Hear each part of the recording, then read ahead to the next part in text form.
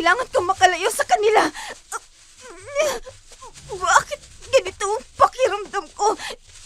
Nauuhaw ako sa sariwang dugo. Parang may bumubulong sa akin. Ayun siya!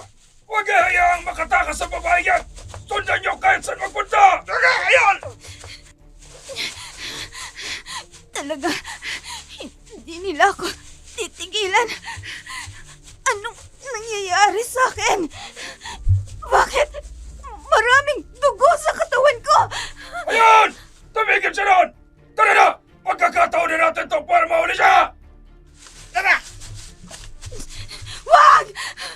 Huwag kayong lalapit! Huwag kayong lalapit! Anong nangyayari sa kanya? Nagbabago ang kanyang anyo ata! Namumula ang mga mata niya! Huwag mo siya lalapitan! Nanlilisig ang mga mata niya! Lalapain ka niya! Wag! Wag! Wag! Hindi! Ano bang ginawa ko? Hindi ko gustong gawin ito sa inyo!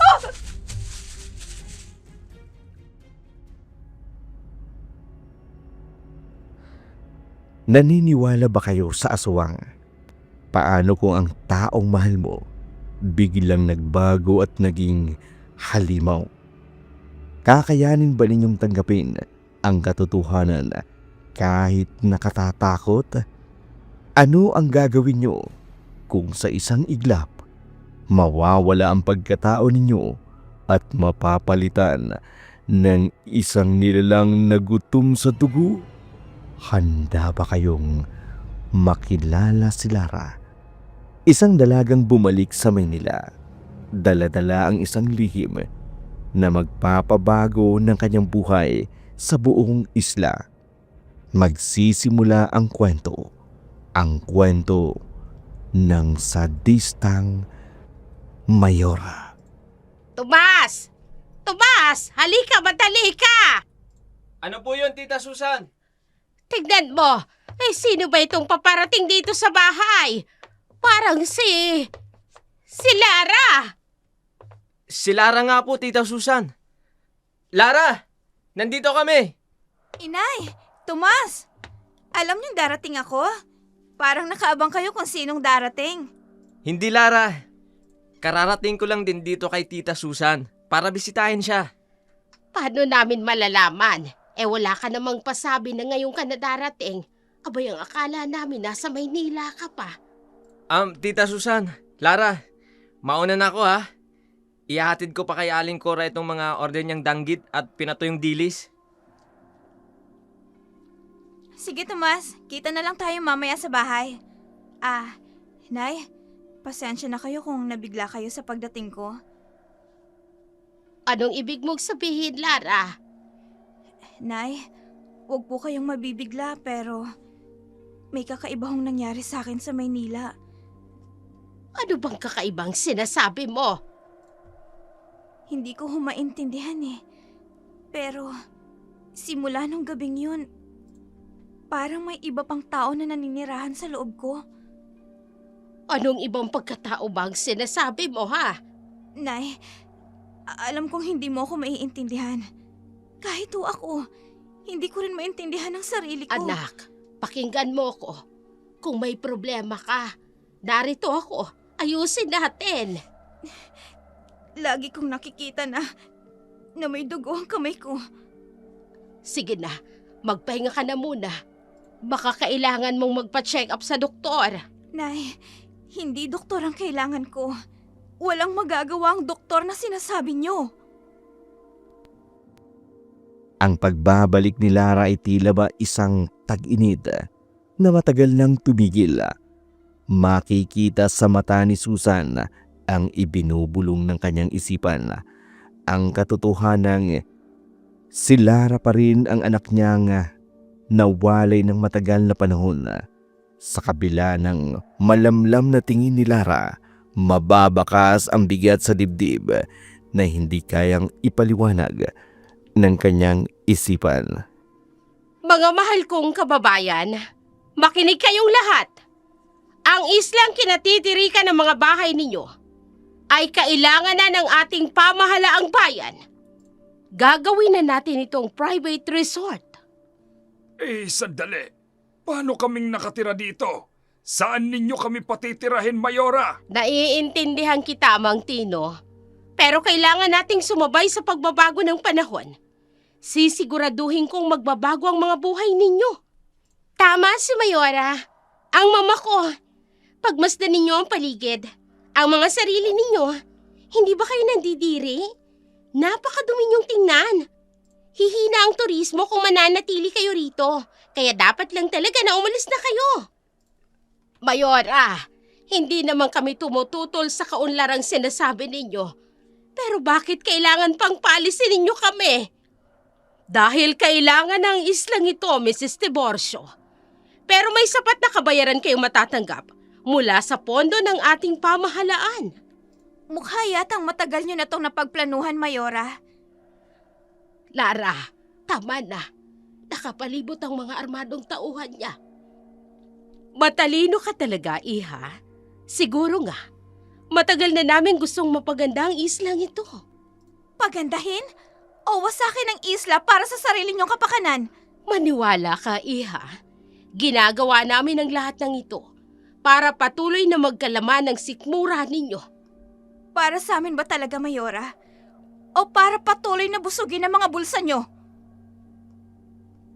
Habang nagpapatuloy ang mainit na diskusyon sa pagtitipon, tila hindi nakikita ng mga taga-isla ang nagsisimula ng mag-apoy na galit sa mga mata ni Lara. Sa gitna ng mainit na palitan ng mga mabibigat na salita at pagtitimpi, tanging si Lara lang ang nangingibabaw. Sa kabila ng matamis ng ngiti ni Mayora Claudia, bakas ang galit na nakakulong sa kanyang dibdib. Ano na naman kayang kasinungalingan ang sasabihin ni Claudia? Magbibigay daw ng tulong para sa mga nasalanta nung nakaraang kalamidad. 2 bagyo nang dumaan dito sa atin sa isla, pero 1 beses lang sila magbibigay? Hayaan mo na, anak. Kahit papano, nakakatulong naman sa atin. Yung tulong para sa unang kalamidad, malamang nasa bulsa na naman nila. Mga gahaman sa pera. Muli po, isang magandang araw sa inyong lahat. Bubuksan na po natin ang ating open forum. Mayora, gusto naming malaman kung nasaan na yung pondo para sa unang kalamidad. Dapat noon nyo pa ibinigay sa mga taga-isla. Huwag po kayong mag-alala. Ibibigay namin ang para sa inyo. Nay, sino yun? Yung nakipag-argumento kay Mayora? Si Harold yun, anak. Marami siyang tanong sa mga nangyayari dito sa isla. Bakit kaya napakatahimik niya ngayon? Nung isang gabi, ang tapang-tapang niyang sagutin si Mayora. Hoy kayo! Huwag niyong pagbibintangan si Mayora. Bakit? Ayaw ba ninyong sumunod sa patakaran ni Mayor? Ha? Gusto ba ninyong makasuhan at makulong? Ano masasabi niyo sa mga krimen at patayan na nangyayari sa isla? May mga alagad tayo ng batas. Ipaubayan natin sa kanila ang paglutas ng mga krimen na yan. May tinatago talaga sila. Tingnan nyo, bigla na lang umalis. Huwag kang maingay, Tomas. Baka marinig ka ng mga tauhan ni Mayora. Hi, ikaw yung nakipag-debate kay Mayora nung isang gabi, di ba? Oo, ako nga. Naroon ka pala nung gabing yun? Oo. Palima ko nagmamasid habang nakikipagtalo ka kay Mayora. Ang tapang mo, ha? Salamat. Ikaw rin naman kanina eh. Halos hindi nakapagsalita si Mayora. Pero ang hinhin mo ngayon. Ako nga pala si Harold. Ikaw? Lara. Ako si Lara. Tomas, Lara, tayo na. Anak, hindi ka dapat nakikipagkilala sa lalaking yan. Sa unang pagkikita ni na Harold at Lara, kapwa naramdaman ang paghanga sa isa't isa. Matapos ang mainit na harapan, may kanya-kanyang direksyon ang mga naroon. Ang mga salita ni Harold na parabang palaso na tumatago sa dibdib ni Claudia. Si Kamagong na tila aninong sumusunod na may kapangyarihan, nakamasid sa bawat galaw ng may pagdududa. Uy, anong ingay yon? Lara! Lara, anak! Nasaan ka? Baka natutulog na sa silid niya. Sisilipin ko sandali. Oh. Aba, wala si Lara sa kanyang silid. Lara! Lara, nasaan ka? Lara! Tita Susan! Shh! Huwag po kayong maingay. Tingnan niyo si Lara. Kanina pa siya nakatayo dyan sa hardin. Anong ginagawa niya sa hardin? 'Tis oras na ng gabi. Hindi ko alam, Tita Susan. Kanina ko pa siya pinagmamasdan habang nakakubli ako dito sa malaking puno ng akasya. Lara, anak, ayos ka lang ba? Tita Susan, baka delikado kung lalapit kayo. Tumutulo ang dugo sa mga kamay niya. Nay, huwag po kayong lalapit. Diyan lamang po kayo. Lara, anong nangyayari? Bakit duguan ang kamay mo? Hindi ko alam. Nandito na ako sa labas nang magising ako. Tapos may mga patay na hayop na nakapalibot sa akin. Tita Susan, tingnan niyo. Mga pusa at asong pinaghati-hati ang mga katawan. Wakwak ang mga tiyan at nakakalat ang mga laman sa lupa. Lara, sabihin mo sa amin, anak, hindi pwedeng hindi mo alam. Nag-aalala kami sa'yo. Lara, walang magiging problema kung sasabihin mo sa amin ni Tita Susan. Hindi ko maalala. Ang natatandaan ko, may amoy akong dugo. Ayokong gawin pero hindi ko mahinto ang mga kamay ko. Kung ganun, anak, hindi mo sinasadya ang nangyari. Pero paano kung ako nga ang may gawa nito? Paano kung... Lara, makinig ka. Walang ibang nakakita sa nangyari. Baka may nakapasok lang na ligaw na hayop dito sa bakuran. Anak, sige na, matulog na tayo. At bukas pagising mo, malalaman mong panaginip lang ang lahat. Para bang huminto ang oras ng gabing iyon. Sa hardin ng malawak na bakuran, kumikislap ang liwanag ng buwan, ang dugo sa mga kamay ni Lara habang nanginginig sa takot. Ang mga patay na hayop sa palibot ni Lara ay nagmistulang alay sa dilim. Si Tomas napako sa kinatatayuan dahil sa takot na baka ang pinsalang kilala niya mula pagkabata ay hindi na tao sa harap nila. Tita Susan, wala po ba kayong napapansin kay Lara? Hindi siya kumain kanina ng karning hinanda ko, kaninang umaga. Samantalang paborito niya yun dati. Napapansin ko rin, Tomas. Parang nandidiri siya sa pagkain at tahimik lang siya buong araw. Ano kayang nangyayari sa pinsan mong yan? Hindi ko rin alam, tita. Parang may tinatago siyang takot na hindi ko maintindihan. Ibang Larang nakikita ko ngayon. Naririnig ko kayo. Sinabi ko na sa inyo, hindi ko alam ang nangyari kagabi. Bakit ba ayaw niyong maniwala? Lara, anak, Huwag niyo na lang akong tawaging anak kung halimaw ang tingin niyo sa akin. hindi ganun ang ibig kong sabihin. Nag-aalala lang kami sa'yo. Lara, wala kaming iniisip na masama sa'yo. Gusto lang namin na maging maayos ka. Hindi ka namin sinisisi. Kung ano man ang nangyayari sa'yo, hindi mo kasalanan kung ano man yon. Gabi-gabi, may naririnig akong boses. Sinasabi niyang gutom siya. At tuwing ipipikit ko ang mga mata ko, may naaamoy akong malansang dugo ng hayop. Baka ang naamoy mo galing sa niluluto ng mga kapitbahay natin. Lara, anak, tama na yung pag-iisip ng kung ano-ano. Sasamahan ka namin ni Tomas kay Mang Muling. Magaling siyang albularyo. Anak, siguradong matutulungan ka niya. Sinabi ko na sa inyo, hindi Doktoro Albularyo ang kailangan ko! Ang kailangan ko, sagot sa mga nangyayari sa akin! Sa liwanag ng umaga, tila ba nababalot pa rin ng dilim ang paligid ng bahay ni Lara at Susan. Si Lara, para bang unti-unting nilalamon ng sariling pagkatao, habang si Tomas ay nagsisimula ng makaramdam ng takot na lumapit kay Lara. Sa mga sinabi ni Lara, nakaramdam siya ng kilabot. Ay, Mare! Ay, totoo pala talagang napakabait ni Mayora Claudia. Gagawin niyang lahat para sa ikagaganda ng buhay natin. Ay nako, Mare. Huwag ka maniwala doon. Estelo lang yun para makuha ang tiwala natin. Nang sa ganon, mabilis niyang magawa ang gusto niya. Ikaw talaga kahit kailan, wala kang tiwala kay Mayora.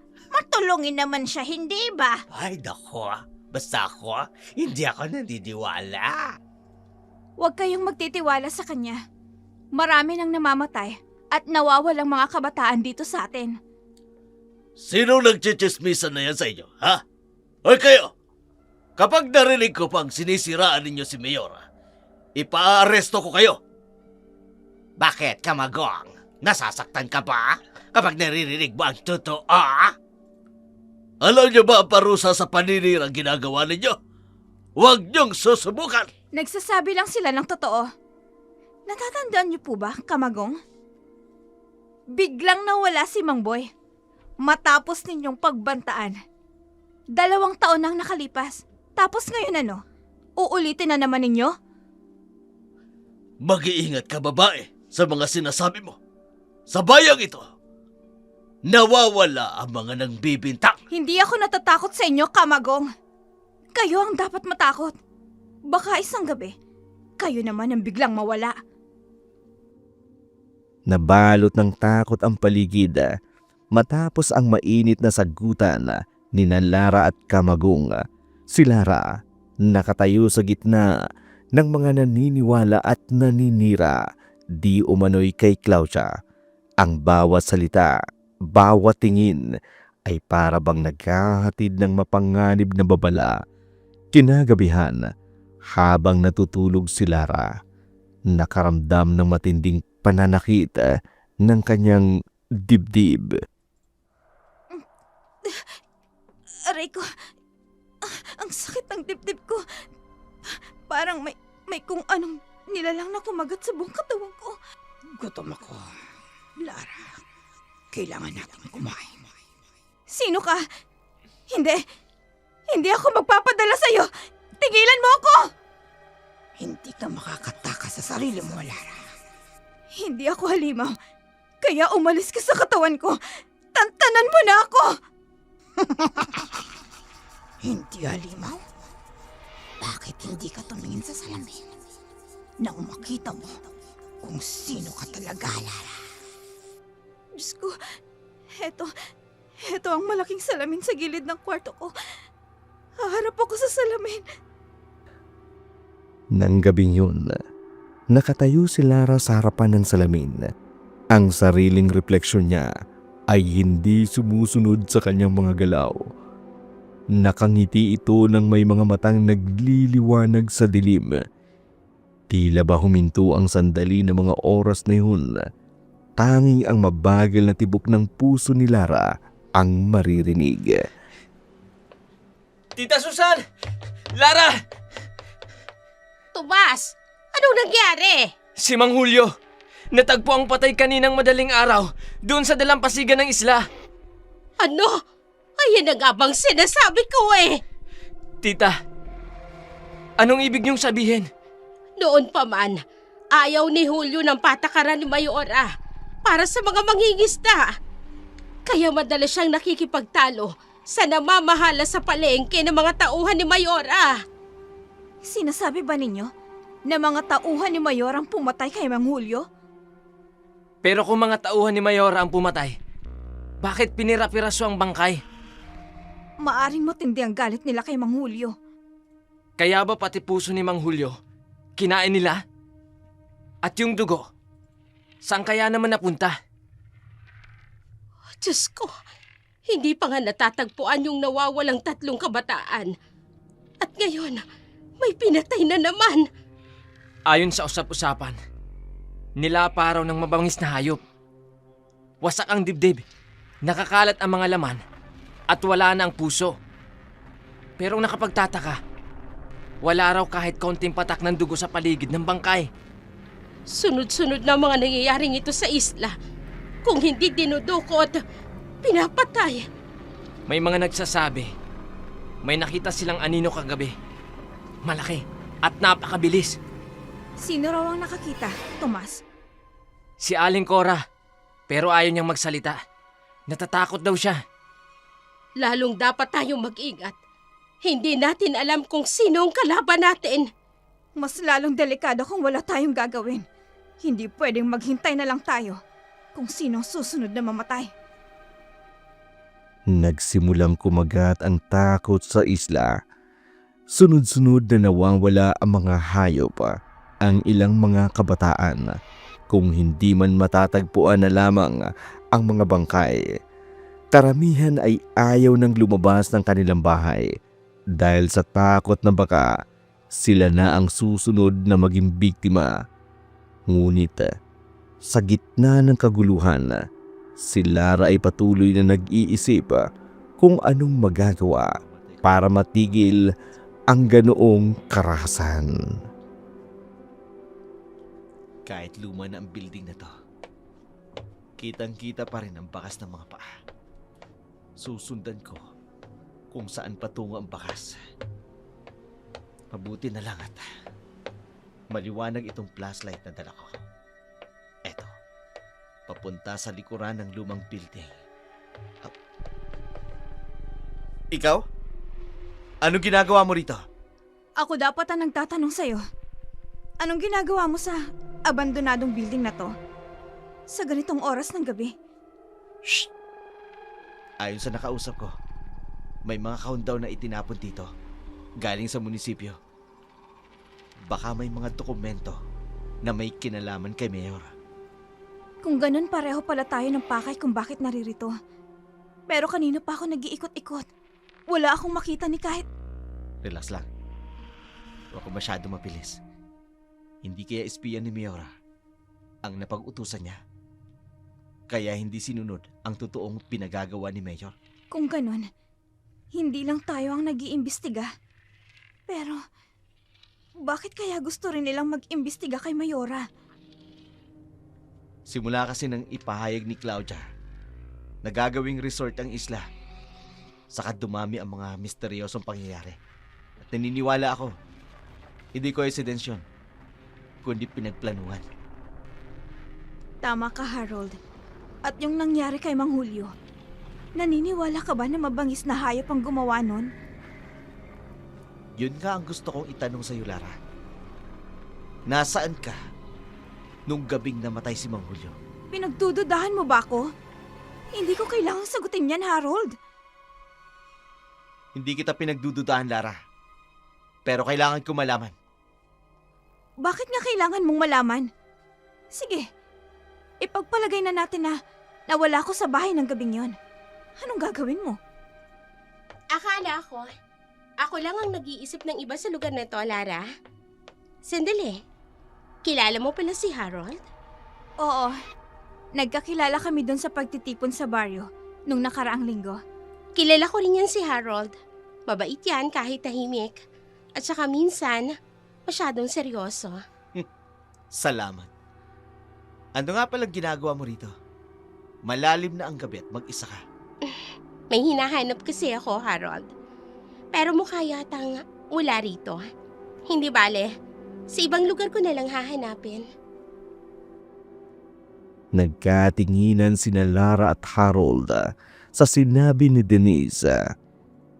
Sapat na upang maunawaan nila ang isa't isa.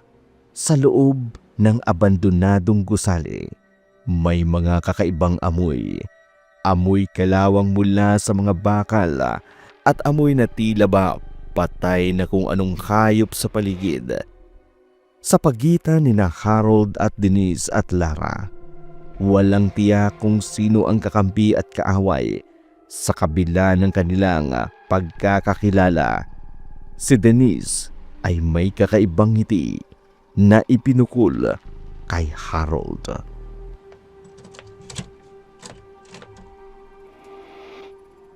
Good evening, Ma. Nandito na ako. Kasama ko nga pala si Harold. Magandang gabi po, Miora. Masyado ka namang formal, Harold. Tita Claudia na lang. Nandito lang naman tayo sa bahay. Sige po, Tita Claudia. Hindi ko alam may imbitasyon pala. Maupo ka na muna. Sandali lang ha. May kukunin lang ako. Ma? Si Denise kasi, masyadong makulit. Ang sabi niya, ikaw raw ang tipo ng taong dapat kong makilala. Napakabait mo raw. Totoo ba? Ganyan nga, Ma. Gusto kong magkakilala kayong dalawa na mabuti. Mabait yun si Harold. Pero minsan, napakatahimik. Minsan naman seryoso. Talagang ganyan ang mga kabataan ngayon. Kahit ikaw, hindi lang maibigay ang gusto. Magtatampo na kaagad. Naman, huwag niyo naman akong ibuking kay Harold. Kay talaga oo. Totoo naman, hindi ba? Sige na, Harold. Kumain ka na. Pasensya na nga po pala nung nakaraang araw. Marami po akong tanong sa inyo. Huwag kang mag-alala. Sa tagal ko ba naman sa politika, sanay na ako sa mga ganyan. Tita Claudia, bakit nga po pala itinatapon ninyo yung mga lumang dokumento ninyo? Paano nalaman niyang ipinagawa ko kay Arnaldo? Sino ka ba para mag-usisa sa pamamahay ko? Ma, kinakausap ka ni Harold. Nakatitig ka na lang sa kanya. Kuwan, ano kasi? Confidential. Oo, alam mo naman ang politika. Tamang hinala ko. May hindi maganda sa mga dokumentong yan. Sandali lang, Harold, ha? Kukuha lang ako ng dessert. Tita? Ano yun? Parang library? Parang gano'n na nga. Mahilig kasi ako magbasa ng mga libro patungkol sa politika. Kung gusto mong tingnan, sige lang, tingnan mo. Kumakain pa kasi ako eh. Pero sige po.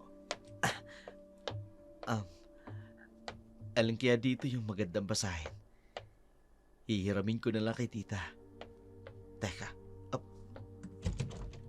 Gumalaw ang kinalalagyan ng libro. Itutulak ko.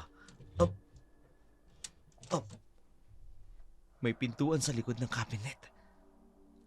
Papunta sa ilalim ng bahay. May basement sila. Harold, okay ka lang ba dyan? Opo. Opo, Tita Claudia. Wala po, may napili na po. Wala po ako napiling libro. Galing pa sa panahon ng lolo kong mga aklat na yan. Kaya alam kong hindi mo talaga magugustuhan. Kung ganun, luma na po pala talaga, tita. Okay ka lang ba? Pinagpapawisan ka at parang nanginginig ka. Mabuti na lamang at mabilis na naibalik ni Harold sa dating pagkakaayos ang cabinet. Naiwan si Claudia na tila ba sinusuring mabuti ang bawat sulok sa pagiging tahimik ni Harold. Naglalaro na sa kanyang isipan kung ano ang naroon sa basement habang nasa gitna ng kasiyahan.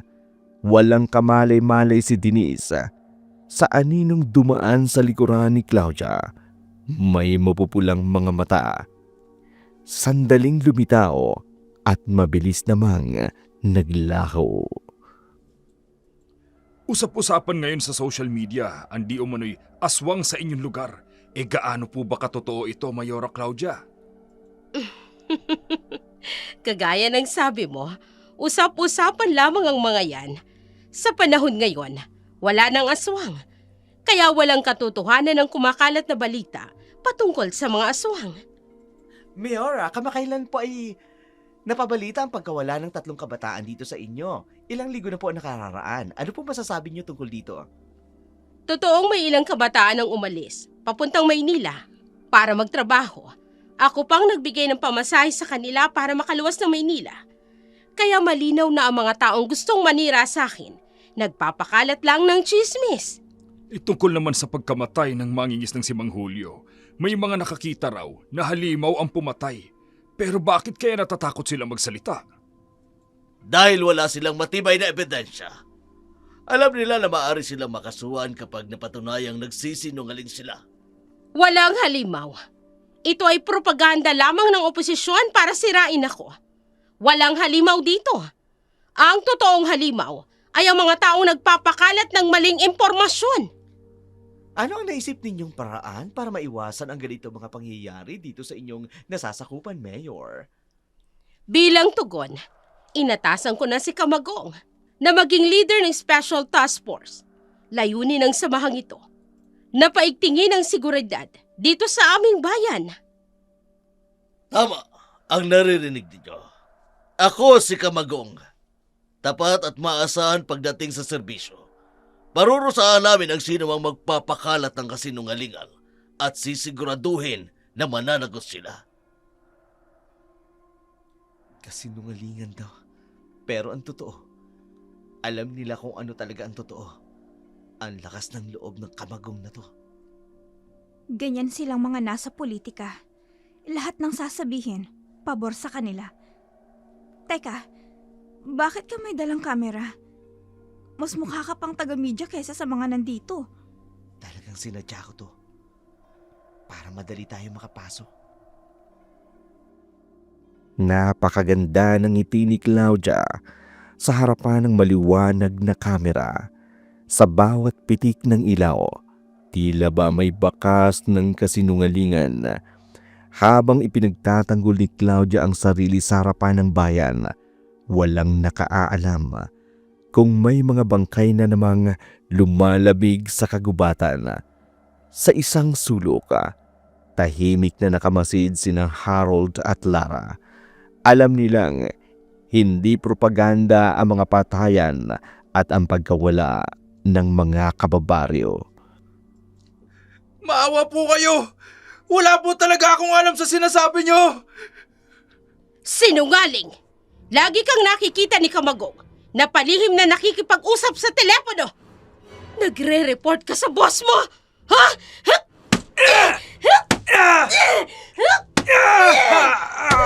Hindi po totoo yun!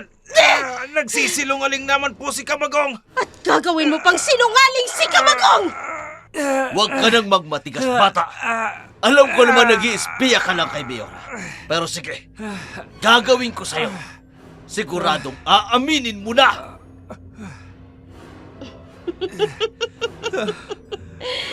Ako na, Kamagong.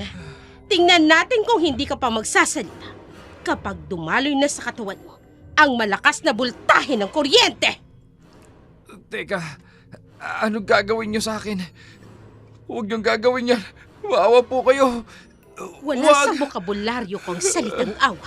Huwag. Ganito ang ginagawa ko sa matitigas ang ulo.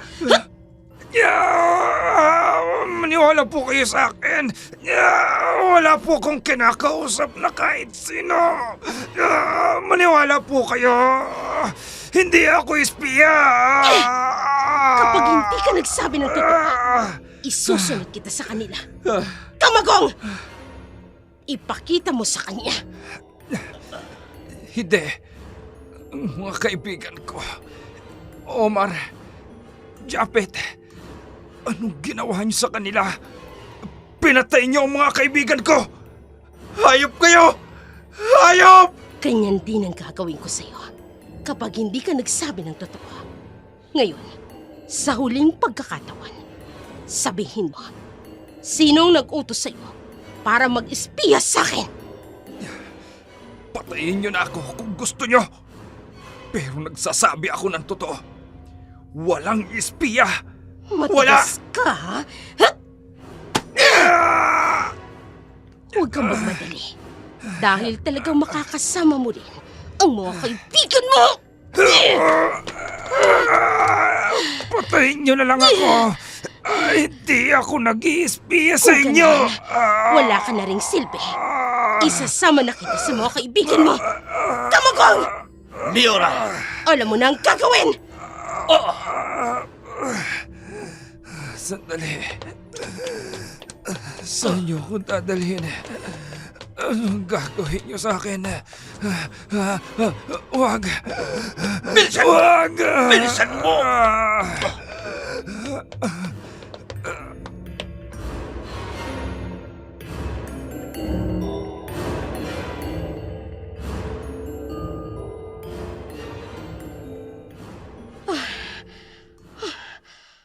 Anong nangyayari? Bakit ganito ang nararamdaman ko? Sa salamin, titignan ko.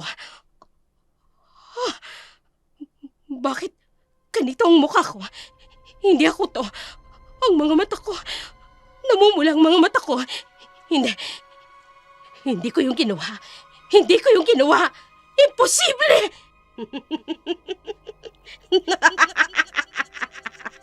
Oo. Ikaw.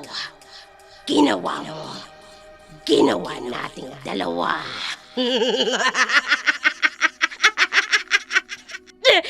Hindi. Hindi ako yun. Hindi ako pumapatay. Hindi. Harapin mo ako, Claudia. Para makita mo kung sino kang talaga. Diyos ko! Anong nangyayari sa akin? Ako ba talaga ito? Sa bawat sulok ng basement, may bakas na mga taong hindi nakalalabas. Si Kamagong, tahimik ngunit tapat, parang walang puso. Habang sinusunod ang lahat ng utos, sa ilalim ng liwanag ng ilaw, nakatayo si Claudia habang nanginginig ang buong katawan. Ang salamin sa kanyang harapan, hindi na refleksyon ng kanyang sarili, kundi isang paalala na may ibang nilalang na gumagamit ng kanyang katawan. Lara, sigurado ka bang wala makakakita sa atin? Sigurado ako. Si Tomas lang ang palaging gising sa ganitong oras. Pero hindi siya magtatanong kung hindi mo siya kakausapin. Hindi pwede magbulong-bulungan lang tayo.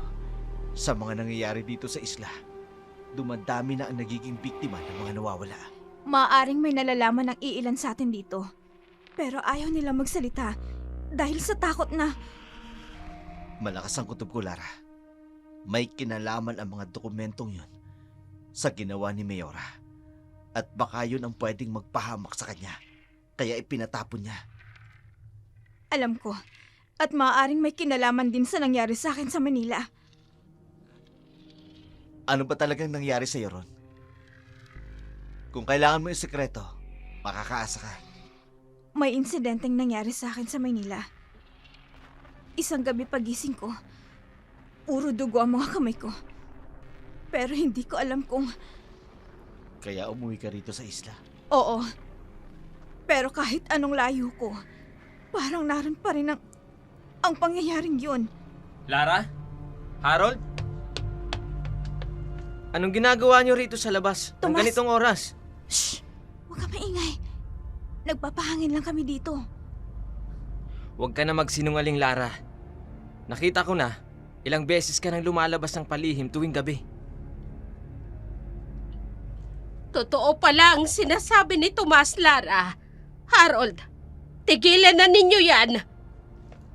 Tita Susan, wala po kaming masamang binabalak. Hindi nyo kilala ng lubusan si Mayora Claudia. Lahat ng kumakalaban sa kanya, nawawala. Nay, hindi ako natatakot sa Dapat kanya. matakot ka.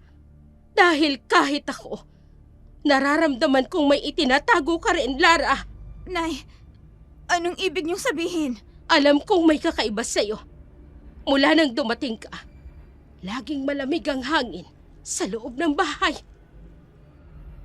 Habang humahaplos ng malamig na hangin sa gabi, tila ba may mga matang nagmamasid sa bawat galaw ni Lara at Harold.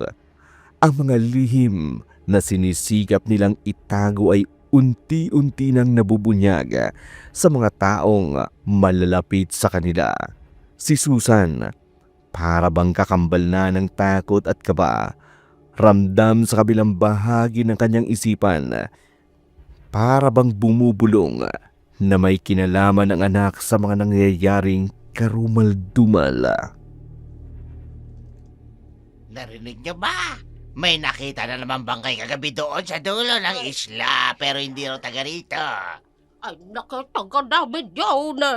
Sila na nakita din nila. Ay, Diyos ko! Hanggang kailan ba ang dilobyong ito dito sa atin? Ay, sobrang nakakatakot na dito sa atin. Alam mo, naisip ko, kung hindi kaya tambay mga gumagawa ng mga yan ay magandang aadik ang mga yan. Nako, kayo naman. Magsiuwi na nga ho kayo, mga Tama! tatang.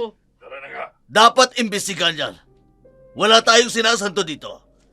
Kahit sabihin pang kamag-anak natin ang mga nagkasala, dapat panagutin. Pero hindi nyo ba napansin? Mula nang dumating si Lara, dumami ng patayan dito sa isla. Ay, ganun ba yung sa tingin mo eh? Anak yun ni Maring Susan. Ay, sa tingin ko, hindi niya naman magagawa yun. Hindi nyo alam kung anong kaya niyang gawin. Minsan, ang pinakamatamis ng ngiti ay ang pinakamatinding panganib. Anong sinasabi mo, Kamagong? Huwag niyong pagbibintangan ng anak ko. Hindi niyo kayang patunayan ang mga sinasabi ninyo. Ay, di talaga kami naniniwala, Marie Susan, na magagawa yun ng anak mo. Alam kong napakabait niyang si Lara. Ay, tama yun. Kung galon, patunayan mong inosente siya. Dahil kung hindi, ako mismo ang magpapahuli sa kanya. Bago kayo manghusga, Kamagong, matuto muna kayong manalamin nang makita ninyo kung ano talaga ang totoo. Parang apoy na kumalat ang takot sa isla. Sa bawat bulungang maririnig sa bawat sulok ng isla, lumalakas ang boses ng panghusga. Si Lara, na minsang tinanggap bilang anak ng bayan, ngayon itinuturing ng kriminal. Sa bawat tingin ng mga tao, may halong takot at pagkamuhi.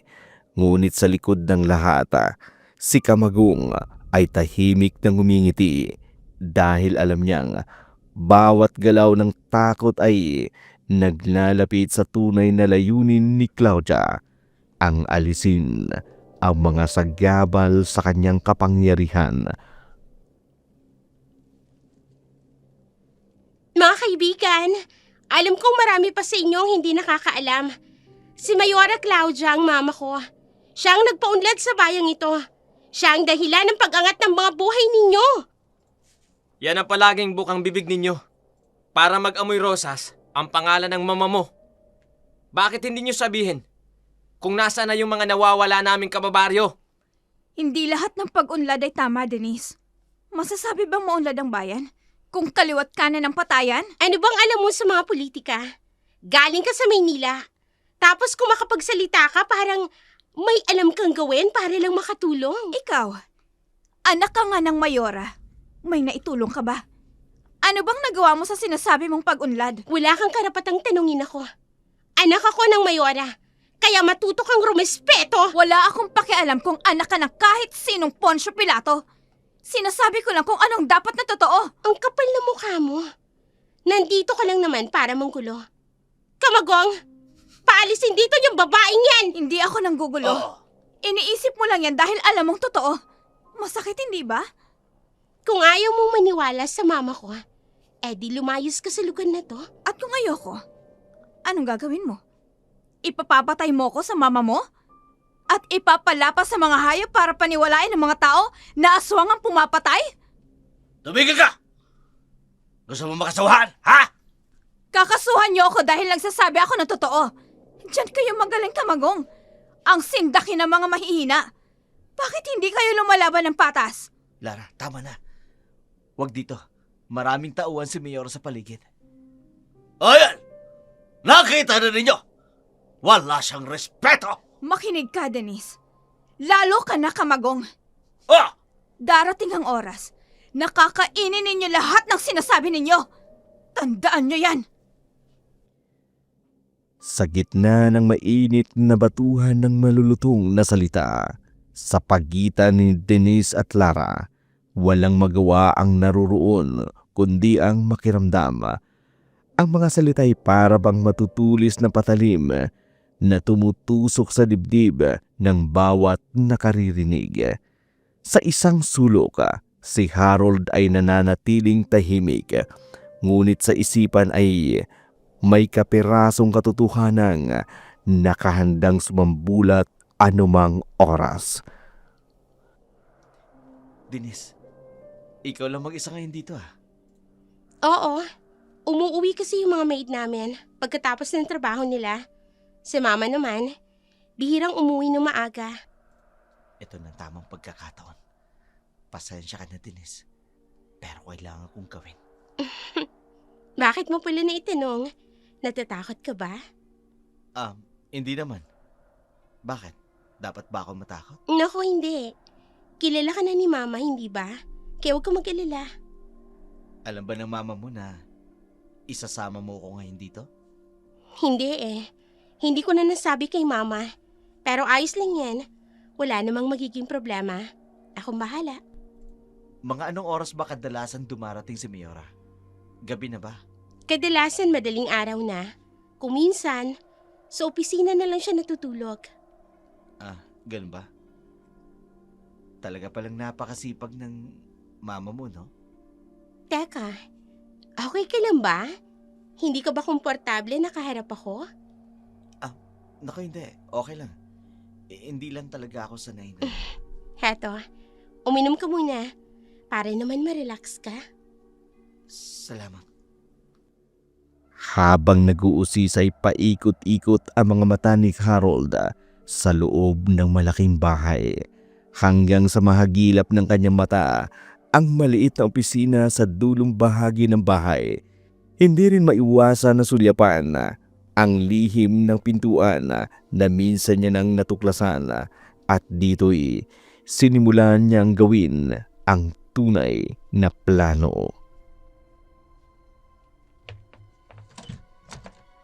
Ito nga pala, ang private office ni Claudia. Kailan makahanap ako ng kahit anong ebidensya bago pa magising si Denise. Pero sisiguraduhin ko, matagal siya magigising. Dahil dinamihan ko ang pampatulog na nilagay ko sa inyo niya.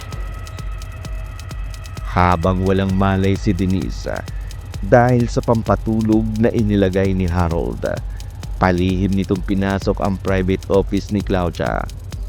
Bawat sulok ay hinalungkat ni Harold.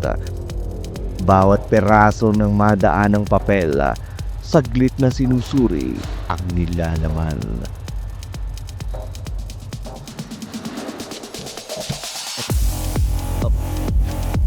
May nakasulat. Neutralized threat. Mga pangalan ng taong pilit na pinatay. Hindi. Pangalan ng pinatay. Anong nangyari? Si Itay. Biglang kumabog ng malakas ang dibdib ni Harold nang makita ang pangalan ng kanyang ama. Saglit nitong tiningnan si Denise. Wala pa rin itong kamali-malay. Akmang lalabas na sana si Harold sa private office ni Claudia nang mapansin ang isang folder sa isang sulok ng cabinet.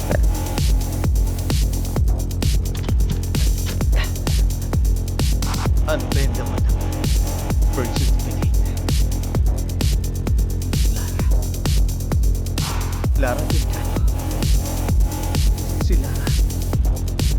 Kay Lara ang birth certificate nito. Pero pangalan niya, hindi masyadong nakikita na kasulat. Bakit nalilito sa private office ni Claudia ang birth certificate ni Lara? Maingat na kinuha ni Harold ang mga papel na naglalaman ng kanyang mga natuklasan. Dali-daling lumabas habang tangan ang mga dokumentong palingon-lingon habang tinutungo ang kinaroroonan ni Denise habang nasa ilalim pa rin ito ng pampatulog na inilagay niya. Nang matiyak na tulog pa rin si Denise, nagmamadaling lumabas ng malaking bahay si Harold. Ngunit bago pa ito makalabas ay dumating na si Claudia. Sige na, isarado mo na lamang ang gate paglabas mo. Sige po, Mayora. Wala na po kayong ipag-uutos? Sadali lang. Parang may taong papalabas galing sa private room. Nakikita mo ba yon? Oo, nakikita ko. Kilala ba ninyo siya? Hindi. Pero parang pamilyar ang kanyang kilos at ang pangangatawa.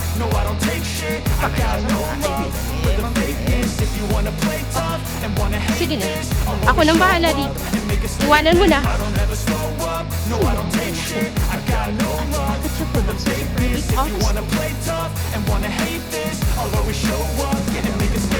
Everything I do so instinctive and so passionate. Every word I move so descriptive like an adjective. I got a vendetta against people who patented being negative when you should be getting Ikaw after na. it. Naririyan na pala I got facts over facts Nakita over kita. tracks. This and that. Habang spitting papalabas slow, ka speaking galing fast. sa I could office. roast, I could gas, think I'm May all hinahanap fear ka ba? last, but I don't know if that can erase all the past and the pettiness.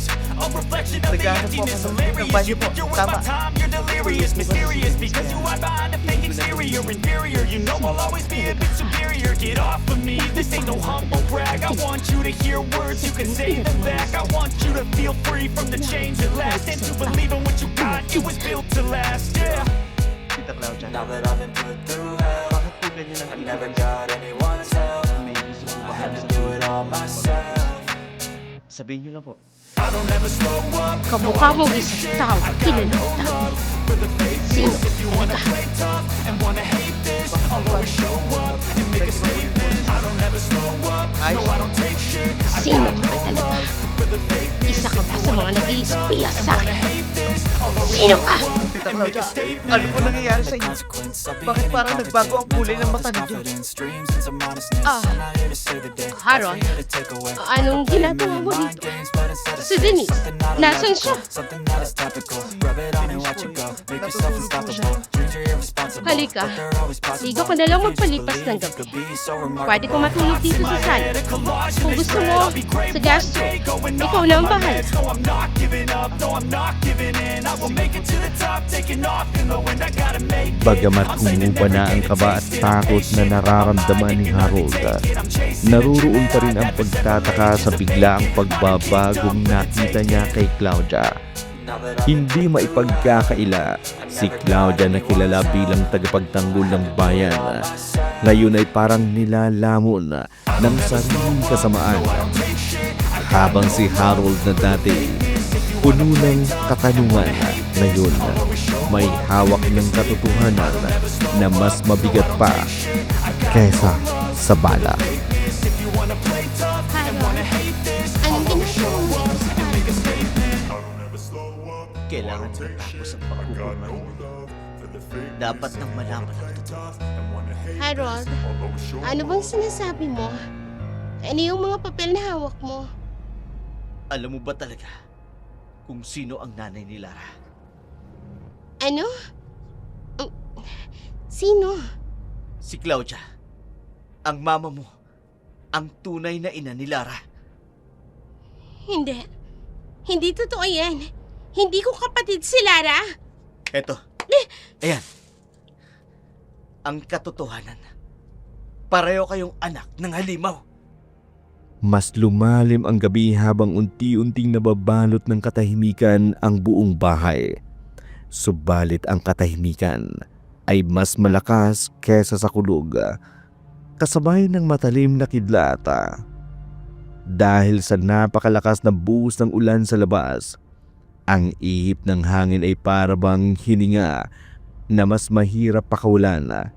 Sa mga sandaling yun, alam ni Harold na hindi siya ligtas at si Denise habang nakatitig kay Harold ay unti-unting nakararamdam ng bigat ng pakiramdam. Harold, bakit gusto mo dito tayo magkita? Malayo na ito sa baryo. Halos wala na mga taong pumupunta rito. Gusto ko lang makasiguro na walang makakakita sa atin, Denise. Malalim na ang gabi. Madilim na ang bahaging ito ng baryo. Wala nang masyadong mga bahay rito. Kaya nga, dito ko gusto magkita tayo. Ligtas sa mapanghusgang mga tao. Pero bakit kailangan natin magkita ng patago? Alam naman sa baryo na anak ako ni Mayor at kaibigan mo ko. Hindi lahat ng nakakakilala sa atin mapagkakatiwalaan. Mas mabuti yung tayo lang ang Teka nakaalam. nga, sandali. Ano ba talagang pinaplano mo, Harold? Bakit ganyan ang mga sinasabi mo? Hindi pwedeng manahimik na lang ako sa mga natuklasan ko. Harold, anong ibig mong sabihin? Ano ba talagang binabalak mo? Wala naman. Marami akong sasabihin sa'yo. Para magawa ko yan, kailangan kong gawin ito. Harold, anong gagawin mo? Huwag kang lalapit! Huwag kang lalapit! Huwag kang matakot. Hindi kita sasaktan. Ano gagawin mo sa... Pasensya ka na, Denise. Ito lang ang alam kong paraan para malaman mo ang lahat ng natuklasan ko. Nang hina ng tuluyan, nawala ng malay si Denise nang ipaamoy ni Harold ang hawak nitong maliit na peraso ng tela. May kung anong nakahihilong inilagay doon si Harold. Nang bumagsak si Denise, mariing pinagmasdan ni Harold ang paligid. Nang matiyak na walang tao sa paligid, dali-daling binuhat ang lupaypay na si Denise. Ilang minuto lang na paglalakad sa madilim na bahagi ng gubata, narating na ni Harold ang safe house sa kabilang bahagi ng isla. Narito na tayo. Ilang sandali na lang magigising ka na. Pero kailangan kong igapos ang mga kamay mo. Hindi ko alam kung ano maaari mong gawin kapag nagising ka.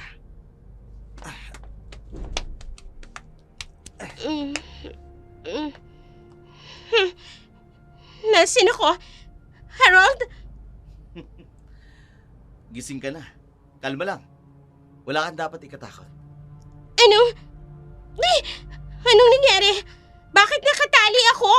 Harold! Dinala ka rito para siguradong ligtas ka. Ligtas? Dinukot mo nga ako eh. Bakit mo ba talaga ginagawa to? Ano ba talagang kailangan mo? Makinig ka, Denise! Si Claudia ang mama mo. Hindi siya yung inakala mong mabuting leader ng bayan. Hinayaan kitang gawin sa akin to. Pero wag mong idadamay ang mama ko. Hindi mo siya kilala. Kilala ko siya! Higit pa sa gusto kong aminin sa'yo at sa mga tao. Tingnan mo ang mga dokumentong yan. May listahan ng mga pinatay. Mga tinaguro ang neutralized threat. At kasama dyan, ang pangalan ng tatay ko! Hindi! Hindi totoo yan. May personal ka ng galit sa mama ko. Kaya sinisiraan mo siya. Bakit nasa opisina ng mama mo ang birth certificate ni Lara? Hindi! Hindi pwede. Mabuting tao ang mama ko. Siya ang nagpaganda sa bayang ito. Leader ng sindikato ang mama mo! Ang ipinagmamalaki mong mayora! Isang mamamatay tao! Tama na! Kriminal! Tumigil ka na! Hindi ako naniniwala sa'yo. Kahit ano pang sabihin mo, maniniwala pa rin ako sa mama ko! Kahit hindi ka maniwala, mananatili ang katotohanan. Hindi magbabago ang katotohanan. Kriminal ang mama mo! Mamamatay tao!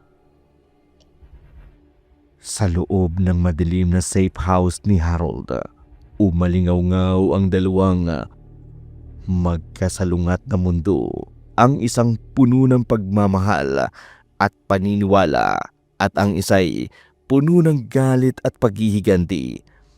Habang lumanlalim ang gabi, ang bawat salita ni Harold ay parang apoy na tumutupok sa buong pagkatao at tiwala ni Denise. Ngunit sa likod ng luha, may bahagyang pagdududa na nagsisimulang umusbong sa puso ni Denise. Sa kabila ng lihim na plano ni Harold, may mga mata sa isang sulok ng gubata na nakamasid sa kanya. Lara! Lara! Kailangan natin mag-usap. Tomas, anong nangyari? Tamang hinala ko, Lara. Si Harold, may masamang binabalak. Teka, sandali. Hindi kita maintindihan. Paanong nalaman mo na? Ilang araw ko nang napapansin ang mga kakaibang kilos ni Harold. At nung isang gabi, nakita ko magkasama sila ni Denise papunta sa dulong bahagi nitong isla. Kaibigan ni Harold ang anak ni Mayora. Siguro may usapan sila. Lara, hindi yun. 2 gabi na raw hindi umuwi sa bahay nila si Denise. Yun ang sabi ni Kamagong habang nag-aabang sila sa pagsalta ng mga mangingisda. 2 gabi? Dinukot ni Harold si Denise? Ganun ba ang pinupunto mo, Tomas? Ganun na nga, Lara. Iba ang mga kilos ni Harold nung nakita ko sila. Parang napipilitan lang si Denise na sumama sa kanya. Kung nawawala si Denise, di sana nagwawala na yung Mayora niyang ina. Sigurado ako, Lara. Dinukot ni Harold si Denise. May binabalak siyang masama. Kumalma ka nga, Tomas. Hindi yun magagawa ni Harold. At saka, ano naman ang mapapala ni Harold kung dudukutin niya si Denise? Hindi ko alam. Baka humingi ng malaking pera kapalit ng buhay ni Denise. Tomas, malayo sa katotohanan niyang iniisip mo. Hindi ganun ang pagkakakilala ko kay Harold. Pero paano kung dinukot nga ni Harold si Denise? Kung ginawa man yun ni Harold, siguradong may sapat na dahilan siya. At kung wala, paano kung isa siya sa mga kalaban? Lara, hindi mo siya dapat pagkatiwalaan ng basta-basta. Hindi pa natin siya lubusang kilala. Tama ka, Tomas. Hindi pa natin siya lubusang kilala. Kaya bakit natin siya huhusgahan sa isang bagay na wala tayong basehan? Lara, hindi ko naman siya inuhusgahan. Baka kasi... Tama na yan. Kung gusto mo talagang patunayan ang sinasabi mo, nakahanda ako. Anong pinaplano mo, Lara? Hanapin natin sina Harold at saka si Denise. Habang pinagtatalunan ni na Tomas at Lara ang pagiging kakampi at kaaway ni Harold, nararamdaman ni Lara ang bigat ng responsibilidad. Hindi lamang bilang anak ni Susan, kundi bilang nilalang na di niya kayang maunawaan. Ayon sa dalaga, ang tiwala ay isang napakalakas na sandata. Ngunit maaari itong maging patibong sa pagitan ng katotohanan at panganib.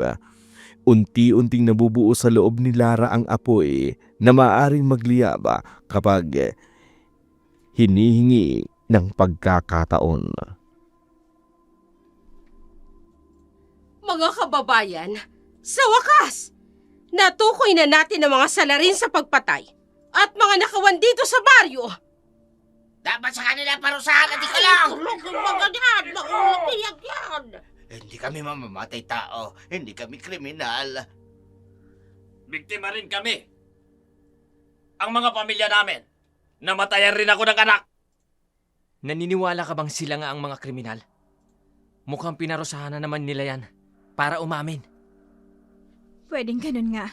Maaaring totoong mga adik ang mga yan. Pero hindi talaga silang mga kriminal.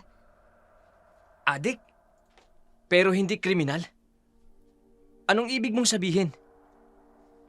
Katulad sa Manila, maraming adik pero hindi mamamatay tao. Dahil sa matinding problema, kaya sila umaabot sa puntong yun. Ibig sabihin, ginagamit lang sila ni Mayora para mawala sa kanya ang atensyon ng mga tao. Tama ka, Tomas. Nang sa ganun, magmukha silang malinis sa mata ng mga tao. Ay, kayong dalawa, ano na naman ang pinag-uusapan ninyo? Tita Susan, akala ko ba ayaw mong sumama dito? Naririto sila.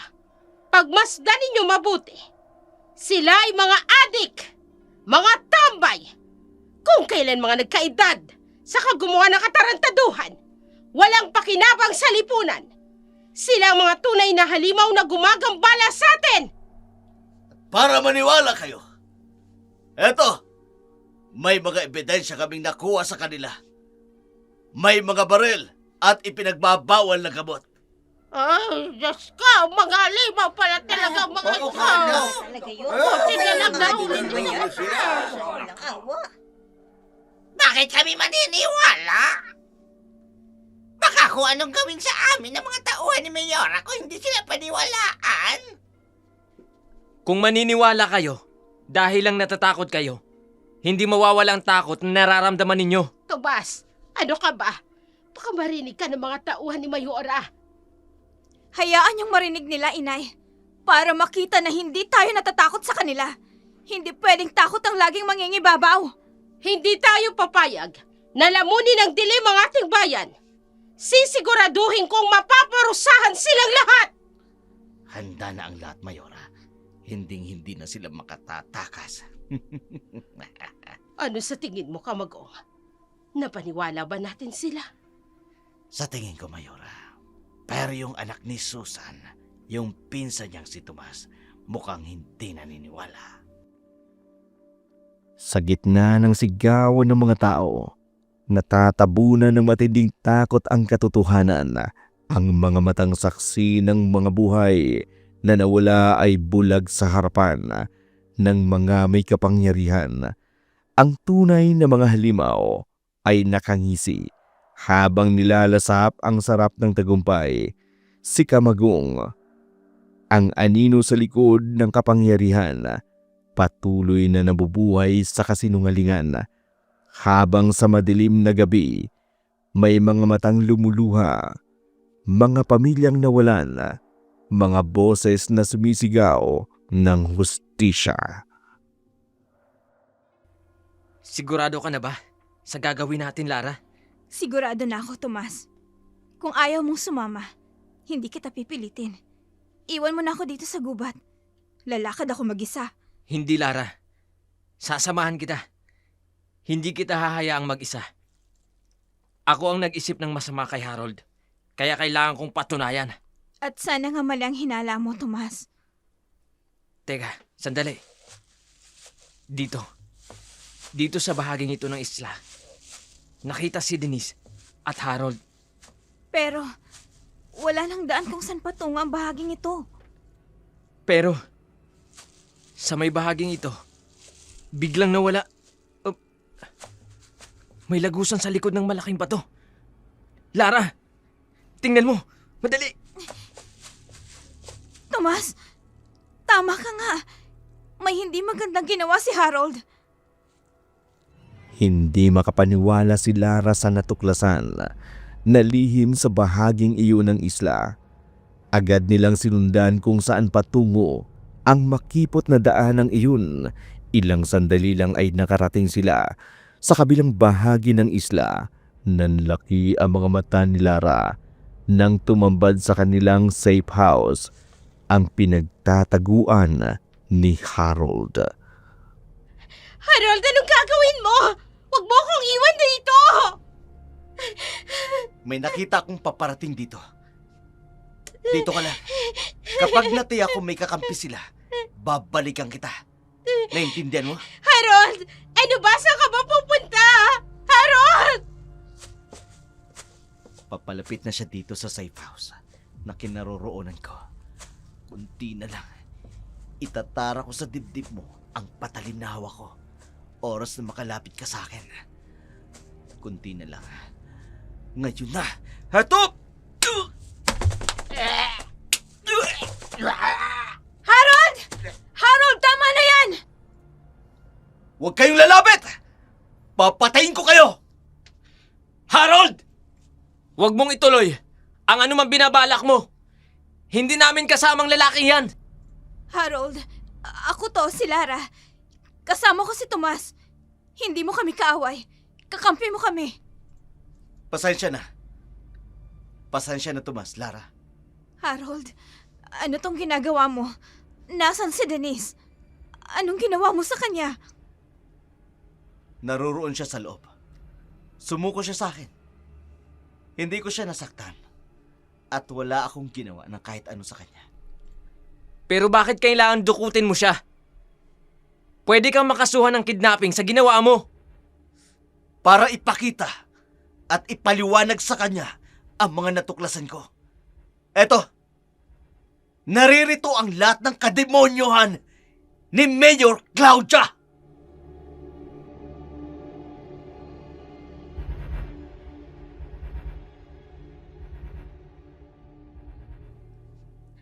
Lara, salamat at dumating kayo. Ang mama ko! Ang mama ko! Ano to? Listahan ng mga ipinapatay ni Claudia? Hindi. Leader ng sindikato si Mayora. Diyos ko, totoo ba to? Totoo yan, Lara. Naririyan ang mga pangalan na ipinapatay ni Claudia. Kasama ang tatay ko. Napakahayop niya!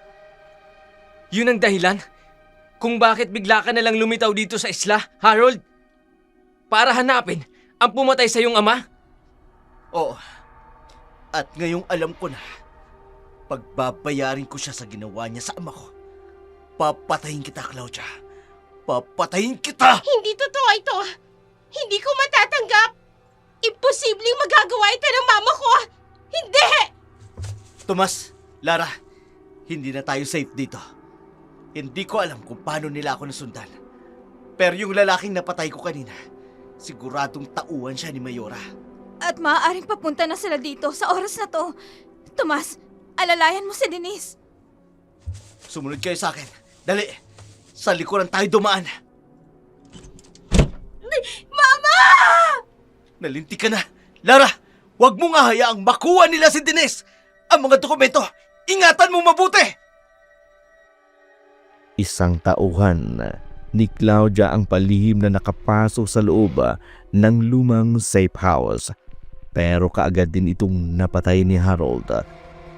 Subalit ang pagkakapatay nito'y isang mensahe para kay Claudia. Matapos ang mainit na paglalantad ni Harold ng mga natuklasan, nagmamadali silang lisanin ang safe house kasama sina Tomas at Lara. Habang si Denise ay tila ba nakalutang sa hangin dahil sa masakit na katotohanang ibinunyag ni Harold. Kinulat mo naman ako, Harold. Imagine, alam mo palang safe na ito. Higit pa sa alam mo, Mayora, nakasisiguro ako na hindi sa'yo ang safe house na to. Huwag kayong magkakamaling kumilos nang hindi ko magugustuhan. Pasasabugin ko ang ulo ninyo! Harold, anong gagawin natin? Armada ang mga tauhan ni Mayora. Kamagong, huwag mo silang tutukan ng baril. Hindi naman gulo ang pinuntahan natin dito. Ma! Totoo ba ang sinasabi nila? Totoo ba ang lahat ng narito? Denise, anak, bakit ka narito? At bakit nasa iyo ang mga dokumentong yan? Ibalik mo sa akin yan. Paano mo nakuha ang mga yan? Hindi mo na kailang malaman pa. Pero sigurado ako na ikaw ang pumatay sa ama ko! Mama, totoo ba? Sagutin mo ako! Totoo ba? Totoo ba na leader kayo ng sindikato? Oo! Totoo ang lahat ng sinasabi nila. Pinatay ko silang lahat. Walang makapipigil sa akin. Kahit ikaw, Denise! Anong nangyayari sa kanya? Biglang nagbago ang itsura niya. At ang boses. Hindi siya si Mayora Claudia. Lara! Lumayo kayo sa kanya! Papalapit siya sa inyo! Lumayo kayo sa kanya! Ako ang harapin mo, Claudia! Pagbabayaran mo! Tigil! Huwag kayong magkakamaling saktan si Mayora! Hindi kita sasantuin, bata! Sige! Subukan mong saktan ang kaibigan ko. Lalaslasin ko ang lalamunan ng babaeng ito! Sige!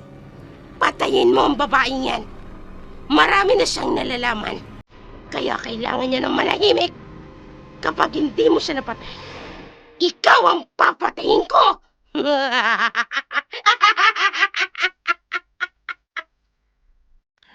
Mabilis na naagaw ni Claudia ang baril ng isang tauhan nito.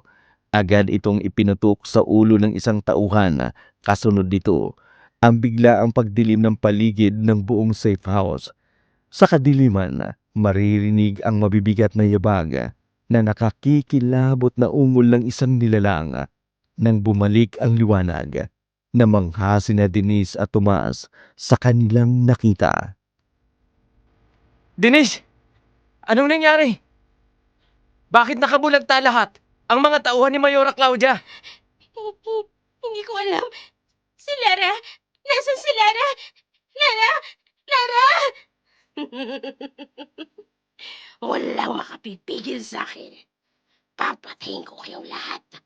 Gaya ng ginawa ko sa kanila. Harold! Harold, mag-iingat ka! Nasa ilalim ng kapangyarihan ng demonyo, si Mayora Claudia! Wala siyang magagawa dahil itinali ko ang buong katawan niya sa malaking poste ng semento! Sino ka ba talaga, ha? Bakit mo ginugulo ang buhay namin ng mama ko? Ako, ang tunay na leader ng sindikato. Ginamit ko lang ang katawan ni Claudia para makapagpatuloy sa paggasik ng kasamaan. Bakit ang mama ko? Mabuti siyang tao. Marami siyang ginawang mabuti para makatulong sa iba. Para mo nang awa. Palayain mo na ang mama ko. Mahina si Claudia. Biktima siya ng sarili niyang ama. Kaya ako pumasok sa katawan niya para protektahan siya. Kung gusto mo siyang protektahan, maraming paraan.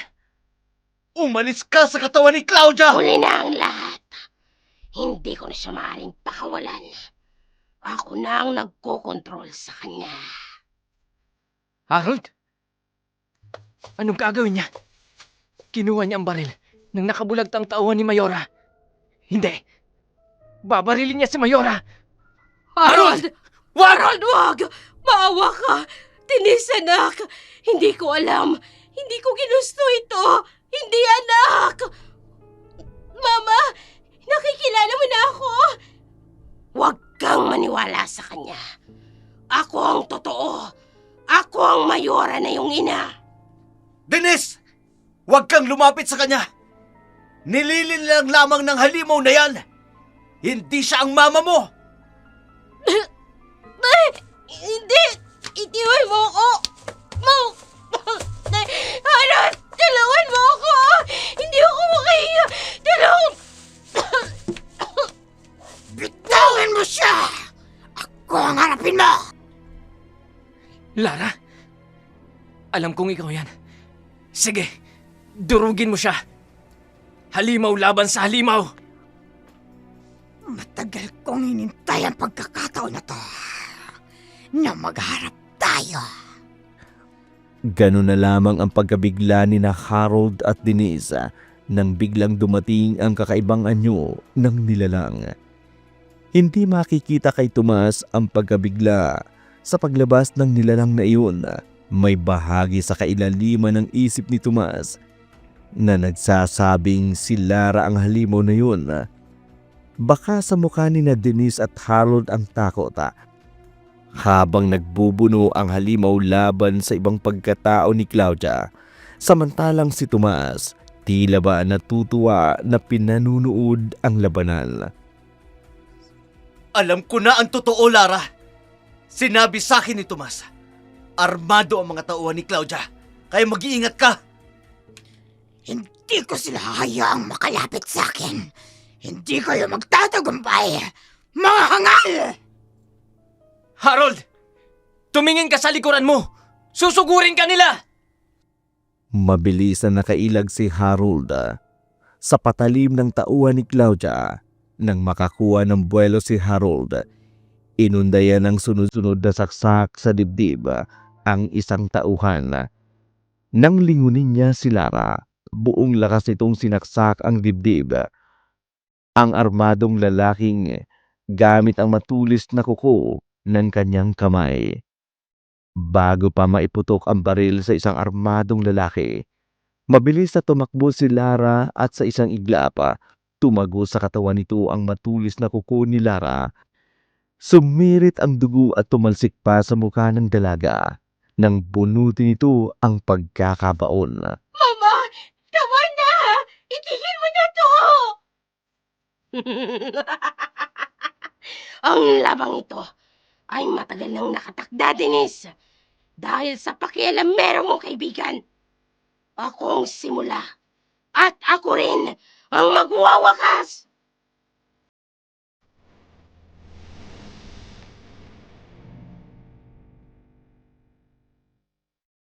Hindi. Unti-unti na kaming nauubos. Wala nang kalaban-laban ng mga baril sa aswang na yan.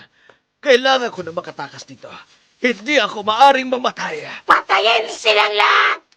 Walang dapat mabuhay! Opo, Mayora. Huwag silang hahayaang makatakas. Nagkakagulo ang lahat. Putukan, sigawan at malalakas na ungol ng aswang tuwing susugurin nito ang mga tauhan ni Claudia. Umaalingaw-ngaw din ang tinig ni Claudia sa tuwing nagbabagong anyo ito. Denise, tumakas na tayo. Wala tayong kalaban-laban sa mga armanong tauhan ng mama mo.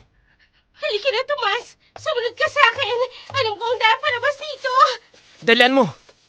Takbo na, Denise! Takbo na! Denise! Bakit bumalik ka ba? Hindi ko kayang iwanan ng mama ko! Denise, makinig ka! Nasa ilalim ng kapangyarihan ng demonyo ang mama mo. Pero paano siya? Si mama na lang ang natitira sa akin, Tomas! Sa bawat huling hininga ng mga biktima at sa bawat patak ng dugo, tila ba kasabay ng luha ng pagkahilo. Habang nagkakaputukan, tumatakbo si Denise at Tomas papalayo. Ngunit ang pagmamahal ay nanaig sa dibdib ni Denise. Ang anak na kayang iwanan ang ina sa gitna ng madugong labanan. Dalawang kapangyarihan ang nagbabanggaan, ang dugo ng halimaw at ang lakas ng isang ina na alipin ng kasamaan. Claudia! Sumuko ka na! Hindi kita bibigyan ng pagkakataong mabuhay pa! Sinira mo ang buhay ng ama ko! Kukunin ko rin ang buhay mo! Hangal na bata. Masasayang lang ang buhay mo. Harold! Sa likod mo! Susugurin ka ng halimaw! Mabilis na nakailag si Harold, dahilan upang lumagpas sa kanya ang pagsugod ni Claudia.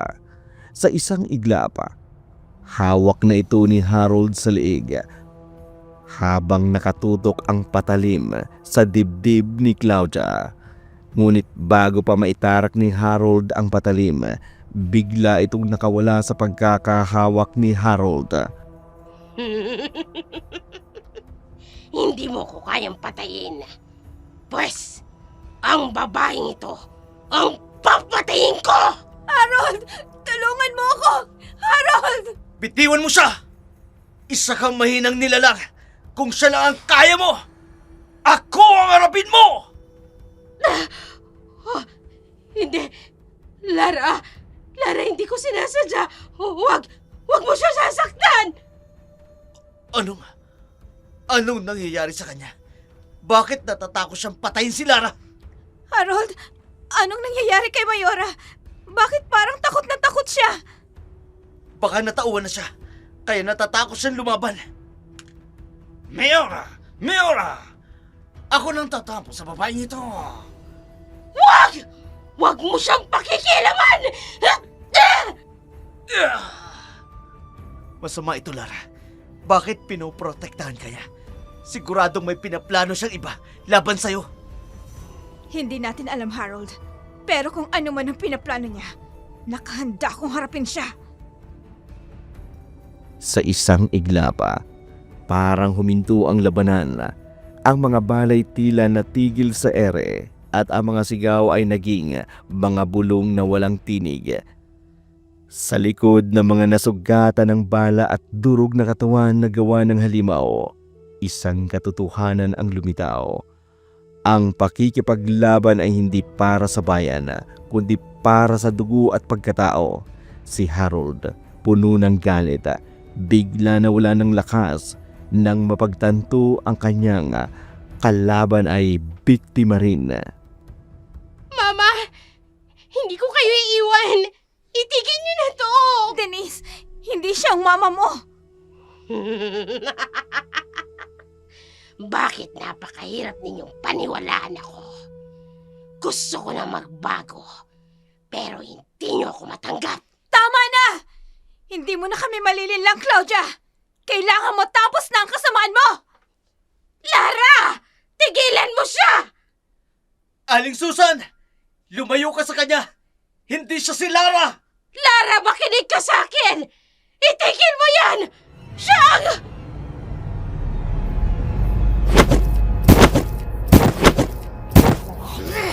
Eto sa'yo!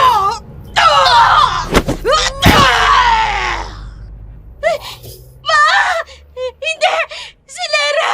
Aswang si Lara! Pinatay niya si Mama! Ay, Diyos ko! Claudia! Claudia!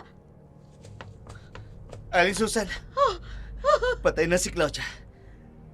Napatay siya ni Lara. Tapos na ang kasamaan niya. Hindi ka dapat natutuwa, Harold. Hindi alam ni Lara ang ginagawa niya. Wala kayong alam! Anong ibig niyong sabihin, Aling Susan? Ano bang nagawa ko? Napatay ko si Claudia! Hindi! Sa isang igla pa, ang mga sigaw ng galit ay napalitan ng nakabibinging katahimikan.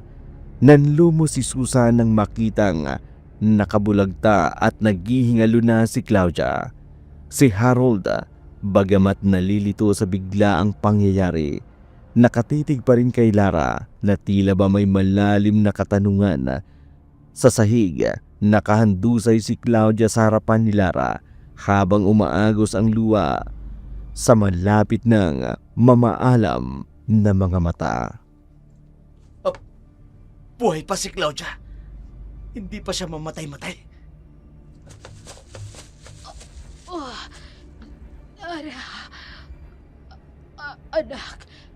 Patawad, anak... Anong sabi mo? Kahit ano pang sabihin mo, hindi mo na kami mapapaniwala pa, Claudia. Tanggapin mo na ang kamatayan mo. Si Susan, siyang nakakaalam ng lahat, anak. Patawarin mo ko. Ginawa ko ang lahat para protektahan ka. Patawad. Ano? Lara, anak, makinig ka sa akin. Totoo ang sinasabi ni Claudia. Siya ang tunay mong ina. Ano? Paano? Hindi! Naniniwala ka lang dahil natatakot ka. Patay na siya, Inay. Hindi ka dapat natatakot sa kanya. Yun ang totoo. Ginawa lahat ni Claudia para lang mabuhay ka. Totoo bang narinig ko, Aling Susan? Anak din ni Mama si Lara. Kapatid ko siya. Saka na lang ako magpapaliwanag, Denise. Bibigyan ko kayo ng sapat na oras para maintindihan ninyo ang lahat. Pero ngayon, kailangan muna nating makalabas dito. Baka may natitira pang mga tauhan ni Claudia. Tita Susan! Harold! Si Kamagong nakatakas! Pagkatapos ng matinding revelasyon na matuklasan ang buong katotohanan, biglang naalala ni Susan ang nakaraan. Sa loob ng 20 taon, wala akong ibang hinangat, kundi ang malaman mo ang katotohanan, Lara. Simula ng gabing yon, hindi na ako matahimik.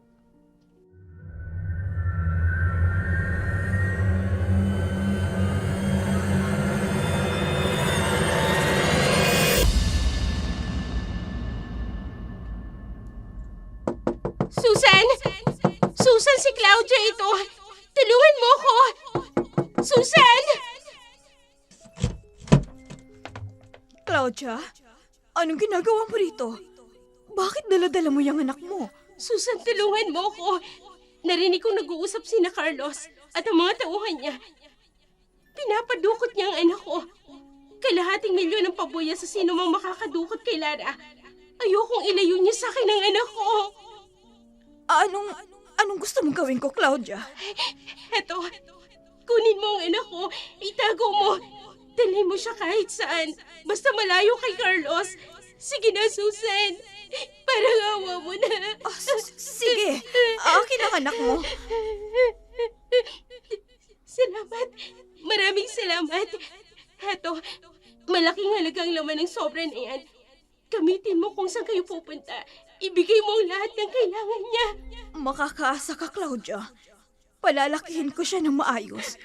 Ako ang magigisnan niyang ina. Pero hindi ko ipagkakait sa kanyang katotohanan sa panahong maunawaan na niya ang lahat. Salamat, Susan. Tatanawin kong malaking utang na loob ang ginawa mong ito. Sana maintindihan ako ng anak ko pagdating ng araw. Pero, paano ka? Siguradong papatayin ka ni Carlos kapag nalaman niyang itinakas mo ang anak ninyo. Kaya kong harapin si Carlos. Kung kinakailangan makipagpatayan ako sa kanya, gagawin ko. Basta alam kong ligtas ang anak ko. Sige na, Claudia. Umalis ka na. Sa araw na mag-cross ang landas ninyong mag-ina, ako mismo magsasabi ng katotohanan.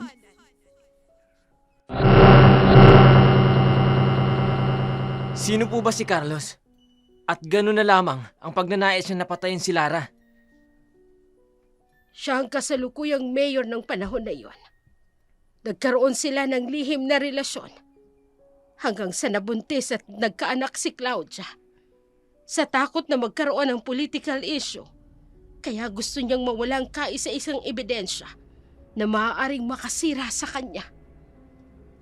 Nagsakripisyo pala si Claudia para mabuhay si Lara. Mali pala ang pag-aakusa natin sa kanya. Lahat ng pinatay ni Claudia sa katauhan ni Claudine ay mga taong may banta para kay Lara. Kasama na roon ang tatay mo, Harold. Tinangka niya ring dukutin si Lara kapalit ng malaking halagang ibibigay ni Carlos. Ang bawat salitang binitiwan ni Susan ay parang patalim na unti-unting pumuputol sa pagitan ng katotohanan at pagmamahal. Halos madurog ang buong pagkatao ni Harold sa bigat ng katotohanan. Sa gitna ng kalungkutan, si Denise at Lara ay yakap ang malamig na bangkay ni Claudia, umaasang may natitira pa kahit isang pintig para sa huling paalam. Lara, anak, huling gabi ngayon ni Claudia, ng mama mo. Ano bang plano ninyong magkapatid pagkatapos nito? Hindi ko po alam, Inay Susan. Hanggang ngayon, hindi pa rin ako makapaniwala. Masama ba ang loob mo sa akin? Dahil hindi ko nagawa sa tamang panahon ang pangako ko sa mama mo. Hindi po, Inay. Salamat sa pag-aalaga at pagmamahal na... Ano ka ba? Ginawa ko yun dahil anak kita. Kahit minsan, hindi ko inisip na hindi kita tunay na anak, Lara. Sana mapatawad ako ni Mama. Hindi ko sinasadya. Napakatagal kong hinusgahan siya. Hindi ko nakita ang sakripisyo niya para sa akin. Mabait si Claudia. Alam kong sa oras na ito, napatawad ka na niya, Lara. Aling Susan, Lara, kami na muna ang magbabantay kay Tita Claudia. Magpahinga na muna kayo sandali. Si Tomas na rin mag-aasikaso sa mga nakikipaglamay. Okay lang ako, Harold. Denise, huwag niyo akong alalahanin. Sige, sasamahan ka na lang namin dito sa pagbabantay kay Mama. Hoy, sige. Maiwan ko muna kayo. Harold, ikaw na munang bahala sa kanila. Tawagin mo na lang ako kung may kailangan kayo. Sige po. Lara, gusto ko lang sanang humingi ng tawad sa'yo. sa ginawa ng ama ko. Patawarin mo ko, Lara. Nagsisisi ako. Hindi ko alam kung paano haharap sa'yo. Huwag mo nang isipin yun, Harold. Hindi mo kasalanan ng ginawa ng tatay mo.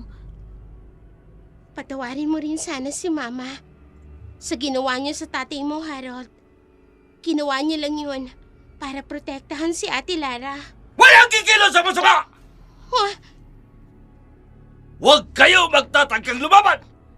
Hindi ako magdadalawang isip na patayin kayong lahat! Hoy! Kamagong! Harold! Tita Susan! Si Kamagong! Sinasabi ko na nga ba eh. Buhay ka, pangayop ka! Wala na akong ibang pagpipilian, kundi patayin kayong lahat! Kapag hindi ko kayo napatay, ako ang papatay ni lahat ang pamilya ko! Matagal na ako nagsisilbi sa bayan, pero ito pang mapapala ko. Sama-sama tayo sa impyerno! Kamagong! Huwag ka na magtanggang lumaban! Sumuko ka na ng maayos! Hindi ako susuko! Ipaglalaban ko ang pamilya ko. Wala nang saysay ang pamilya ko kung bubuhayin ko pa kayo! Mukhang hindi na siya madadala sa pakiusap. Men, munta kayo. Kunin natin si Kamagong. Patay man o buhay. Si Kamagong, desperado na siya na pumatay at mamatay. Ibig sabihin, biktima rin siya ng sindikato. Huling pagkakataon, Kamagong! Ibaba mo ang baril na hawak mo! Sumuko ka na! Bumagsak ang katawan ni Kamagong na parang isang imahe ng kasalanan. Sumisirit ang dugo dahil sa tama ng baril ng may mga kapangyarihan. Sa kanyang pagbagsak, baka sa mga mata ang kagustuhang lumaban para sa pamilya. Sa isang saglit, nauunawaan nila na hindi siya halimaw, kundi isa rin siyang biktima ng sistemang nilamon ng kapangyarihan at kasakiman. Lara, Denise, sigurado na ba kayo na dito na muna kayo sa bahay ng mama ninyo mamamalagi? Opo, Inay Susan. Dadalaw na lang kami sa inyo paminsan-minsan. Ako na po muna mag-aalaga kay Denise habang nag-aaral siya. Oo nga po ni Susan. At saka, ikaw na ang nanay namin ngayon ni Ate Lara, di ba? Tama yun, Insan. Ate ka naman talaga ni Denise eh. Kaya ikaw ang mag-aalaga sa kanya. Siya, sige na. Bilisan na ninyo yung paglilinis. Hoy, Tomas! Tulungan mo si Harold na ibaba yung mga kahon doon sa itaas. Baka pamahayan ng lamok ang mga yon. Ako rin po, Nay Susan. Gusto kong tumulong sa paglilinis para madali na lang na matapos. Ay, sige na. Tulungan mo na lamang ang Ate Lara mo sa kusina. Tita Susan! Lara! Madali kayo. Tingnan nyo to.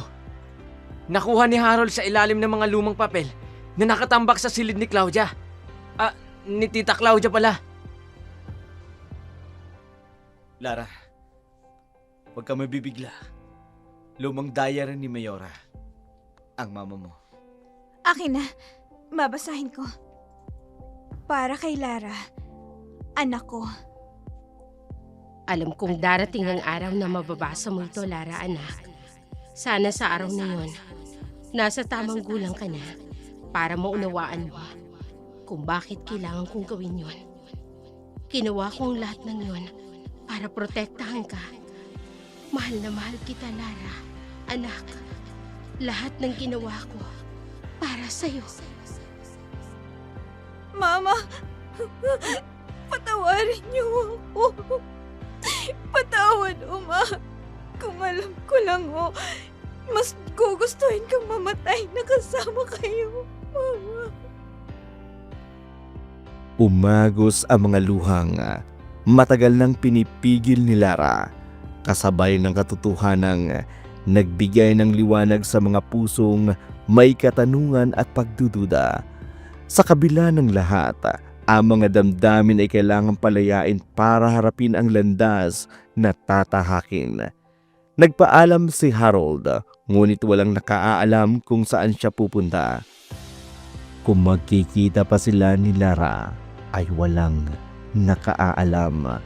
Si Tomas, nananatiling mapagmasid, na ngayon ay isa ng tagapagpatupad ng katahimikan sa kanilang baryo dahil itinanghal siyang chief tanod ng kanilang barangay.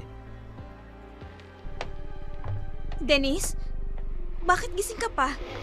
Hating gabi na. Anong nangyayari sa'yo? Namumula ang mga mata mo at tumutulo ang laway mo? Ate Lara, ang sakit ng dibdib ko. Parang may ibang tao sa katawan ko. Nauuhaw ako. Parang gusto ko ng sariwang tugo ng hayop.